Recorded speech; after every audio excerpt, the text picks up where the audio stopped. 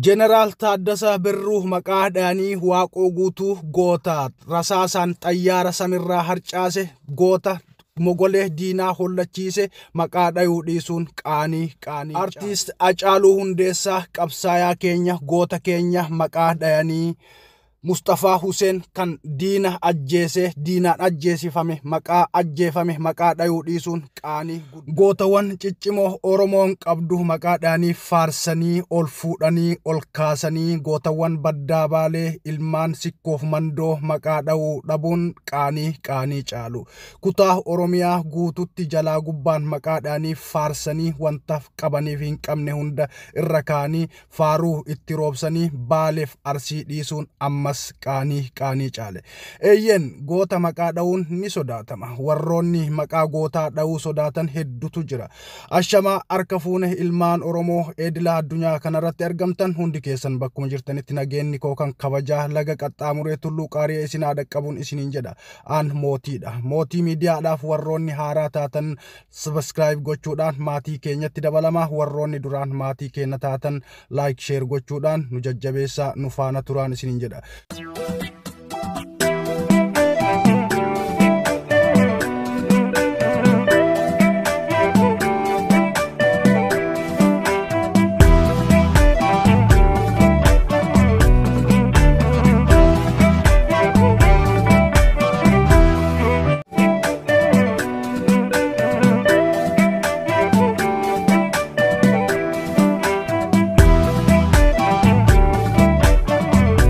Dubbii ajaa'ibaa isiniif qabadhee dhiyaadhee jira. Akkuma beekamu hayyuun keenna beekaan keenna wallisaan keenna cimaan jaalatamaan Taaddala Gammachuu wallee ajaa'ibaa kan hedduu nu boonse nuuf qabatee dhiyaatee jira.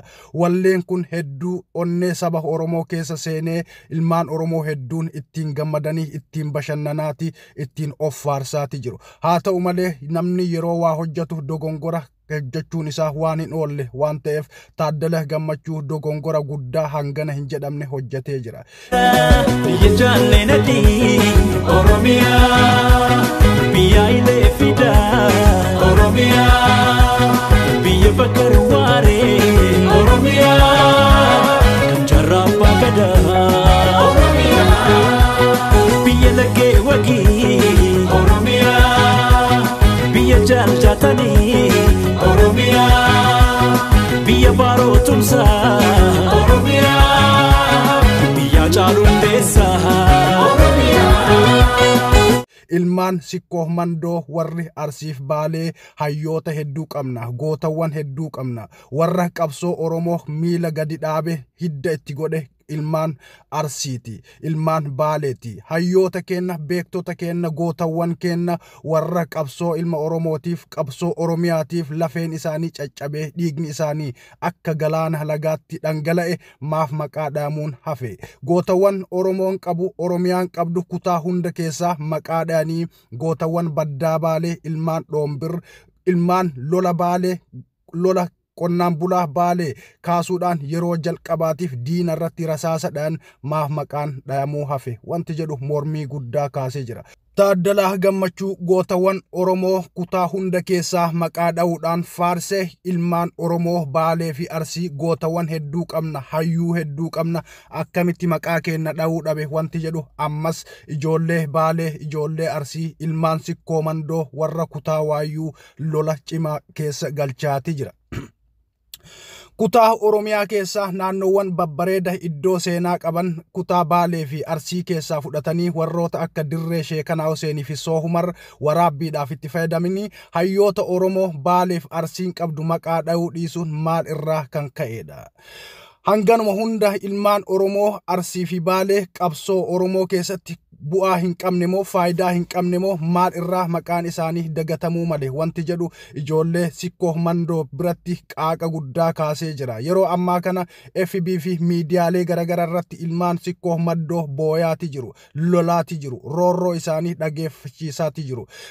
Warroonni isaan kanaan wal falmuudhaan irratti duula godhaa jiranis jiru. Maaf dubbattan? Abbaa feene faarsinee abbaa feene dhiifnaa kun dhimma isin galchee miti warroonni jedhanii ilmaan Oromoo kutaadhaan adda qooduu barbaadan gootawwan Oromoo wal caalchisuu barbaadanis hedduutu jira. Kun waan hin taajjabeedha. Oromoon kutaa kamiyyuu haa ta'u goota mataa isaa qaba. Garuu goonni Baalee goota Oromooti. Goonni Arsii goota Oromooti. Goonni Harargee goota Oromooti. Goonni Wallaggaa goota Oromooti.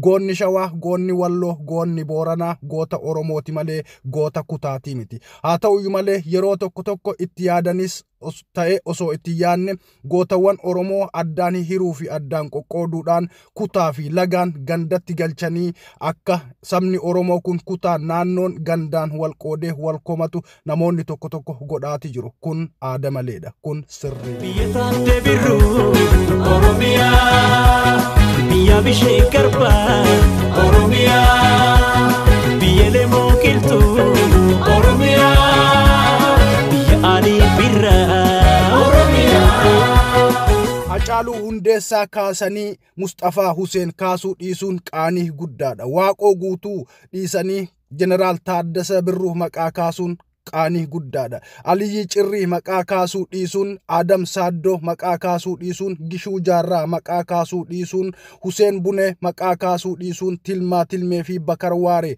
maqaa kaasuu dhiisuun, Abdullaahi Arusii maqaa kaasuu dhiisuun qaanii oliiti. Oromoon gootawwan hedduu qaba. Haa qabaatullee malee ilmaan sikkoo maddoo qabsoo Oromoo keessatti ga'ee guddaa taphataniiti jiru. Lafee isaaniittu itti cabe, dhiiga isaaniittu akka lagaatti qabsoo Oromoo keessatti dhangala'e. Gootawwan kutaa garagaraa keessa deemanii kaasanii gootawwan Arsiif Baalee bira taruun dogongora teeknikaati jechuun wanta fakkaatu miti. Dhugumattuu gadi qabne yoo ilaalle shira guddaa fi guddatu itti duubaan xaxameeti jira. Shiroota akkanaa kana ofirraa eeynee Oromoo wal jaalachiifnee wal kabachiifnee jaalalaan akka waliin jiraatan gochuudhaaf yeroo hedduu bal'ifnee xiinxallinee itti yaannee wanta hojjannee sabaan geennu hojjechuun hedduu barbaachisaadha. Yoo kanan taane ifaajeen xiqqoon gatii guddoo nu kafalchiisa waan ta'eef hayyoonni Oromoo warroonni qabsoo Oromoo takka jedhanii miila isaanii gadi dhaaban hayyoota kutaa Baaleef Arsiiti. Jeneraal Taaddasaa Birruu maqaa dhaanii Waaqoo guutuu goota rasaasaan xayyaara samirraa harcaase goota mogolee diinaa hollachiise maqaa dhayuu dhiisuun qaanii caalu. Artiist Hacaaluu Hundeessaa qabsaayaa keenya goota keenya maqaa dhayanii Mustafaa Huseen kan diinaan ajjeesifame maqaa ajjeefame maqaa dhayuu dhiisuun qaanii guddaadha. Gishuu Jaarraa fa'aa maqaa dhayuu dhiisuun asirratti hedduu nama qaanfachiisa. Eebbisaa Addunyaa waamanii Abdullaahi Arusii nama yeroo jalqabaatiif afaan Oromootiin wallee wallise maqaa dhayuu dhiisuun hedduu nama qaanfachiisa. Asirratti dogongorri uumamee jira. Warroonni Taaddala jara deemanii Taaddalan itti tolche isinitti cabsee ilmaan Arsii isin faaruun isiniin hin malu jechuudhaan miidiyaa irratti holola garagaraa ooftan holola akkanaa kanarraa of eeggachuun hedduu barbaachisaadha. Ilmaan sikkoof mandoo warri kutaa waayyuu komii kanamaaf kaastan jettanii warroonni dubbattanis dogongora guddaadha. Komii kaasuun dirqama. Sababni isaas hayyoota ciccimoo bebbeekamoo fi hayyoota qabsoo Oromoo lafaan qabsiisanii gadi dhaaban dogongoraan as keessatti maqaan isaanii kaafamuu dhiisuun eeyyen nama aarsa. Komii duwwaa miti lolas ni kaasisiisa. Haa ta'u malee nuti Oromoon Oromoo irratti duuluun Oromoo irratti lola kaasuun barbaachisaa waan hin taaneef ilmaan sikkoof mandoo ilmaan waayyuu lola kanarraa uf qusachuudhaan himannaa qofa dhageessisan. Taaddalan maaliif ilmaan Oromoo kutaa Baaleef Arsii maqaa dhayuurraa of qusatte wanna jedhu gaafii kabajaa Taaddala Gammachuu gaafatan. Taaddala Gammachuu gaafii kanaaf deebii quubsaa kennuu osoo danda'u warroonni biraa jala deemuudhaan akkana jechuudhaan deebii isaan irraa hin eegamne ilmaan Oromoo kutaa Baaleef Arsiitiif kennuun dogongora guddaadha. Taaddala Gammachuu dogongora teeknikaatiin gootawwan Oromoo Baaleef Arsii maqaa hin dhoofne yeroo gabaabaa keessatti nan sirreessa dhiifama jechuun ammas deebii quubsaa miti. Dogongora teeknikaatii miti. Oromoon Baaleef Arsii hayyuu tokkoof lamaa miti. Goota tokkoof lamaa miti. Kumaatamaan kan lakkaa'aman qaba. Warroota lubbuun dabran osoo hin taane warroonna lubbuun jiran ka har'a faaruun isaanii malee warroonni akka Umaru Suleeman, warroonni akka Shaabee Sheekoo, warroonni saba kanaaf jecha mataan isaanii gogaa irraa haadame jiraan isaanii osoo maqaan dhaamee osoo faarfaman jedhamanii nama hin qaanfachiisu. Haa ta'u malee warra jiru faarsadhaa jechuu kiyyaa miti. Warroota lubbuudhaan dabran, warroota qabsoo Oromoo miilaan gadi dhaabanii qabsoo Oromoo nu dhaalchisanii nu bira dabran, warroota yeroo jalqabaatiif diina irratti rasaasa dha'uudhaan Oromoon diina ofirraa dhoorguu ni danda'a. Rasaasni Oromoos nama ajjeesuu ni danda'a jechuudhaan ummata Oromootti himan warra akka Koloneel Aliyyii Cirriifaa maqaa dha'uu dhiisuun qaanii oliiti.